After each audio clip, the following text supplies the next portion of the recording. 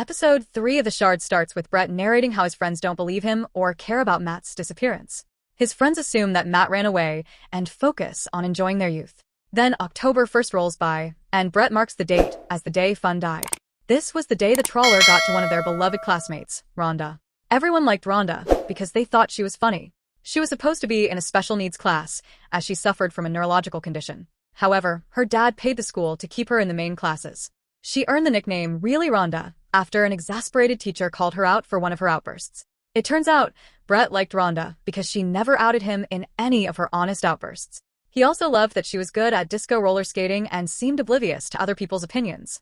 Unfortunately, she was taken by the Trawler during one of her nightly visits to the deserted disco roller skating derby. The police later find blood and evidence of a struggle at the roller skating derby, but Rhonda was nowhere in sight. By this point, the Trawler had her already safely locked away in a cage in a basement and was ordering her to eat live eels as she screamed for help. Even after Rhonda's disappearance, Bret's social circle didn't seem to care.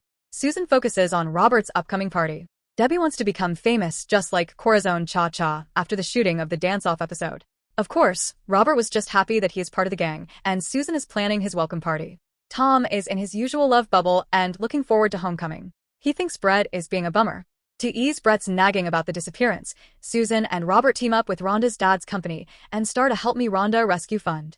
They plaster Rhonda's pictures on water bottles and ask the students to share any information they have at the school parade. Bret is pissed that no one cares about Matt. On the other hand, Debbie starts flirting with Ryan. After school, Bret meets with Terry to discuss the book. Terry challenges him to talk about loss in his books, specifically the loss of his virginity. They end up going on a scenic, secluded ride on a secret street. However, Bret gets nervous when a van pulls over just as Terry is about to make a move on him. He asks Terry to drop him home as he gets an unsettling feeling after seeing the van. That night, Bret goes back to Matt's place and feels a wave of nostalgia and sadness. The landline rings, and Bret picks it up. The Trawler just breathes into the phone and refuses to answer Bret's burning questions about Rhonda and Matt's location. Over at Debbie's house, her frustrated mom mourns the death of her acting career and the disappointment that her daughter has become. She blames Terry for what happened to her, and he refuses to take any accountability. Still, she decides that she won't give up and will shine as an actress someday. The next day after school, Bret opts to secretly follow Robert, as he believes he is the Trawler.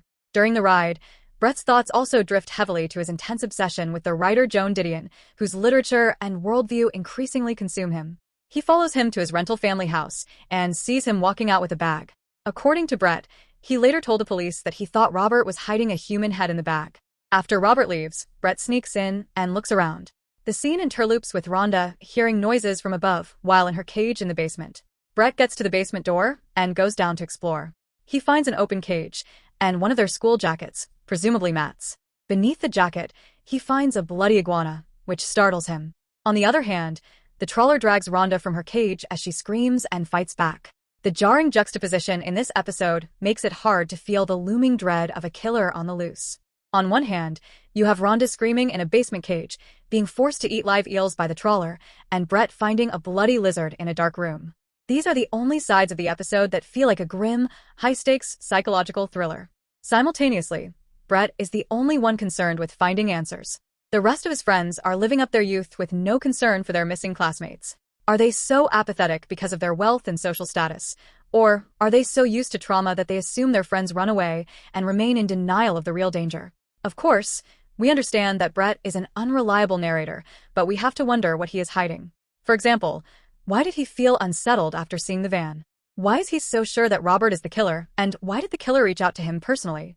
Honestly, his obsession with Robert might be clouding his judgment, and he is missing out on clues left by the real killer.